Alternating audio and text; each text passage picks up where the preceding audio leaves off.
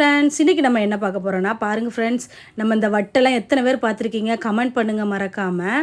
பாருங்களேன், இந்த வட்டு சாப்பாடு இறக்கி வைக்கக்கூடியது. இந்த பூக்கூடையை பாருங்கள் எவ்வளோ கலர்ஃபுல்லாக இருக்குன்னு.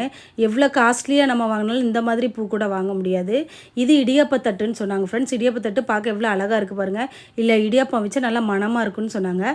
இது கடவாப்பட்டின்னு சொன்னாங்க. குட்டி கடவாப்பட்டியாக எவ்வளோ கலர்ஃபுல்லாக இருக்குது பாருங்கள். இந்த சிரட்டை ஆப்பக்கரண்டிலாம் எப்படி இருக்குன்னு பாருங்கள் ஃப்ரெண்ட்ஸ். க்யூட்டாக அழகாக இருக்குதுல்ல, குட்டி குட்டியாக இருந்துச்சு. இதெல்லாம் ஒரு 15லேருந்து 20 ருபீஸ்ன்னு சொன்னாங்க. பார்க்குறதுக்கே அழகாக இருந்துச்சு.